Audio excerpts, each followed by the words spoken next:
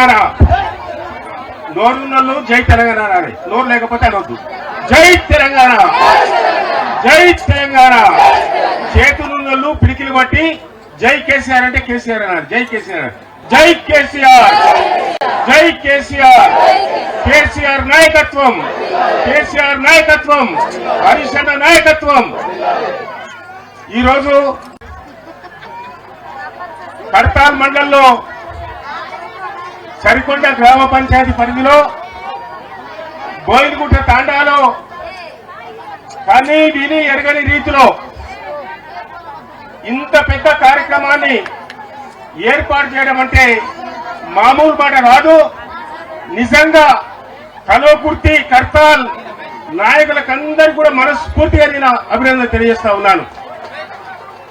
పెద్దలు గౌరవనీయులు మాజీ మంత్రివర్యులు మన తెలంగాణ ఉద్యమ నాయకుడు ప్రస్తుత శాసనసభ్యుడు పెద్దలు హరీష్ రావు గారికి, మన రంగారెడ్డి జిల్లా మాజీ మంత్రివర్యులు ప్రస్తుతం మహేశ్వరం శాసనసభ్యురాలు మా అక్క సబితా ఇంద్రారెడ్డి గారు, అదేవిధంగా మన ఎమ్మెల్సీ నవీన్ కుమార్ రెడ్డి గారు, మన ఫుడ్ కమిషన్ చైర్మన్ గోలి శ్రీనివాస్ రెడ్డి గారు, అదేవిధంగా మన ఉప్పల వెంకటేష్ గారు, సత్యం గారు, విజితారెడ్డి గారు, అదేవిధంగా మన దేశత్ నాయక్ గారు, పార్టీ అధ్యక్షుడు పరమేష్ గారు, మన నరసింహ గౌడ్ గారు, అంజి గారు, వేదిక పైన ఉన్నటువంటి అన్ని మండలాల అన్ని మున్సిపాలిటీల నాయకులకు, ప్రజాప్రతినిధులకు, కార్యకర్తలకు, వచ్చినటువంటి మహిళా తల్లులకు, అక్కలకు, చెల్లెళ్లకు, మా పెద్దలందరికీ, అన్నదమ్ములకు, కుటుంబ సభ్యులకు, ఆత్మీయులకు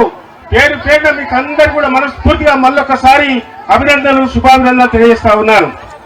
ముఖ్యంగా ఈరోజు ఈ రాష్ట్రంలో రాక్షస పాలన, ఒక దుర్మార్గమైన పాలన ఇలా రేవంత్ రెడ్డి గారు చేయడం జరుగుతుంది. కేసీఆర్ ఉన్నప్పుడు రామరాజ్యం 4 పాదాల సుభిక్షంగా ఈ రాష్ట్రం సుఖ సంతోషాలతో ఉన్నది.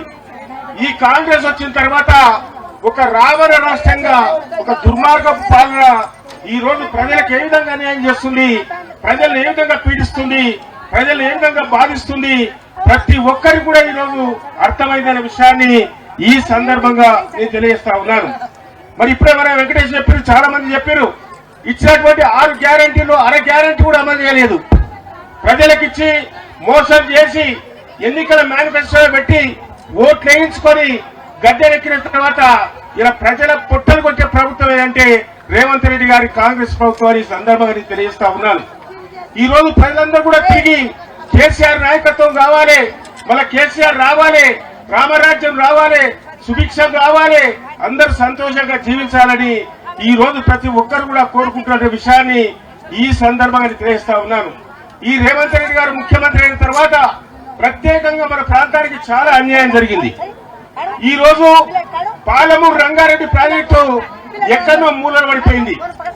ఆయన మామ పేరు జయపాల్ రెడ్డి పేరు పెట్టుకున్నాడు, ₹1 కూడా విడుదల చేయలేదు. కేసీఆర్ ఉన్నప్పుడు 12,30,000 ఎకరాలకు, హరీష్ అన్న ఆ రోజు సాగునీటి శాఖ మంత్రిగా ఉన్నాడు. మన కల్వకుర్తికే 1,25,000 ఎకరాలకు సాగునీరు వచ్చేది. మహాత్మా గాంధీ ఎత్తిపోత పథకానికి ₹1 కూడా కేటాయించలేదు. ఆ రోజు హరీష్ అన్న ఉన్నప్పుడే మహాత్మా గాంధీ ఎత్తిపోత పథకాన్ని కూడా మనకి ఇక్కడి వరకు, చెరుకూరు వరకు, ఇక్కడి వరకు కూడా నీళ్లు వచ్చినటువంటి విషయాన్ని ఈ సందర్భంగా నేను తెలియజేస్తా ఉన్నాను. అదేవిధంగా ఈ రోజు మరి రేడియల్ రోడ్, గ్రీన్ఫీల్డ్ రోడ్ ఇప్పుడే మన మిత్రుడు చెప్పిండు, అక్కడ కందుకూరు మండలము, యాచారం మండలం, ఇక్కడ కల్వకుర్తి తాలూకాలో కర్తాల్ మండలం, అమనగల్ మండలం సుమారు 1,100 ఎకరాలు పోతుంది. ఆ గ్రీన్ఫీల్డ్ రోడ్ అవసరం లేదు.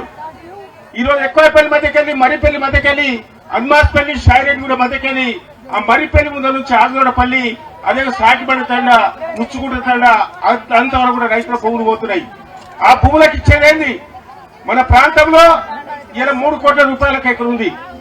ఇలా ఇప్పుడే మా రాంపాల్ నాయక్ చెప్పినట్టుగా లగచర్ల గాని, రోడ్డుపేట తండ గాని ఏ విధంగా లంబాడి రైతులకు అన్యాయం చేసిందో మన ప్రాంతంలో కూడా బీద లంబాడి సోదరులకు అన్యాయం చేయడానికి, ఇలా చిన్న సన్నకారు రైతులకు అన్యాయం చేయడానికి ఈ రేవంత్ రెడ్డి గారి ప్రభుత్వం మన భూములను లాక్కుంటుందనే విషయాన్ని, దాన్ని ఎట్టి పరిస్థితిలో కూడా మనమందరం కూడా సంఘటితంగా పోరాటం చేసి అడ్డుకోవాల్సిన బాధ్యత ఉందనే విషయాన్ని ఈ సందర్భంగా తెలియజేస్తా ఉన్నాను. అదేవిధంగా ఈరోజు ట్రిపుల్ ఆర్ అలైన్మెంట్ మార్చిరు. రేవంత్ రెడ్డి సోదరులు కుటుంబ సభ్యులు వారి చుట్టాలు ఎక్కడైతే భూములు ఉన్నారో ట్రిపుల్ ఆర్ మార్చేసి అలైన్మెంట్ కూడా తిప్పడం జరిగింది. అది కూడా ఈరోజు కేంద్ర ప్రభుత్వం పెండింగ్ లో పెట్టడం జరిగిన విషయాన్ని ఈ సందర్భంగా నేను తెలియజేస్తా ఉన్నాను. కాబట్టి సోదరులారా, రేపు భవిష్యత్తులో తప్పకుండా మనమందరం కూడా ఈ ప్రజా వ్యతిరేక ప్రభుత్వం, ఈ రాక్షస ప్రభుత్వం, ఈ రోజు పరిపాలిస్తున్నటువంటి రేవంత్ రెడ్డి గారి ప్రభుత్వం, కాంగ్రెస్ ప్రభుత్వాన్ని ఏ ఎన్నికలు వచ్చినప్పుడు కూడా ఆ ఎన్నికల్లో వారి అభ్యర్థులు ఓడించి వారికి గుణపాఠం చెప్పి ఇంటికి పంపించవలసిన బాధ్యత మనందరిపైన ఉందనే విషయాన్ని ఈ సందర్భంగా తెలియజేస్తా ఉన్నాను. హరీష్ అన్న మంత్రిగా ఉన్నప్పుడు మన కలవకుర్తికి 37 పల్లె దవాఖానాలు, బస్తీ దవాఖానాలు ఇచ్చిండు, డాక్టర్లు ఇచ్చిండు, ప్రతి దవాఖానకు 20 లక్షల రూపాయలు ఇచ్చిండు. రామనగర్లో 50 పడకల ఆసుపత్రి 30 కోట్ల రూపాయలు ఇచ్చిండు. కల్వకుర్తిలో 100 పడకల ఆసుపత్రి 45 కోట్ల రూపాయలు ఇచ్చిండు. ఈ విధంగా హరీష్ అన్న ఉన్నప్పుడు ఎన్ని పనులు జరిగాయంటే అన్ని పనులు జరిగాయి. కేసీఆర్ గారి నాయకత్వంలో ఇప్పుడు బోయినపట్ట తండాకు మన నరసింహ చెప్పినట్టుగా 4 కోట్ల 10 లక్షల రూపాయలు బీటీ రోడ్ ఇచ్చాం. ఈ ఒక్క తండాకే సుమారు 5 కోట్ల రూపాయలు ఇచ్చాం.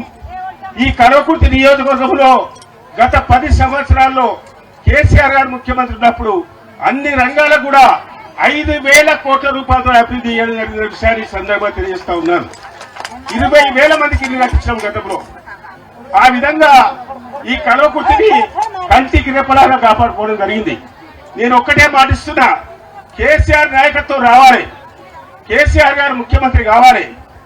మరి కురుక్షేత్ర యుద్ధంలో బావా బామర్దులు శ్రీకృష్ణార్జునులు, కేసీఆర్ కు ఒక అల్లుడు ఉన్నాడు, ఒక కుమారుడు ఉన్నాడు. కాబట్టి శ్రీకృష్ణార్జునుల మాదిరిగా రేపు వచ్చేటువంటి ఎన్నికల్లో తప్పకుండా కురుక్షేత్ర మహాసంగ్రామంలో మళ్లీ బీఆర్ఎస్ పార్టీ అధికారంలోకి వస్తుంది, మనకందరూ కూడా మేలు జరుగుతున్న విషయాన్ని ఈ సందర్భంగా నేను తెలియజేస్తా ఉన్నాను. కాబట్టి సోదరులారా, ఈ రోజు పిలిచినంతనే తక్కువ సమయంలో మీరందరూ కూడా ఇచ్చేసి ఈ సభను, ఈ కార్యక్రమాలను విజయవంతం చేసినందుకు పేరు పేరున మీకు అందరికి మళ్ళొకసారి అభినందనలు, శుభాభినందనలు తెలియజేసుకుంటూ జై తెలంగాణ, జై కేసీఆర్.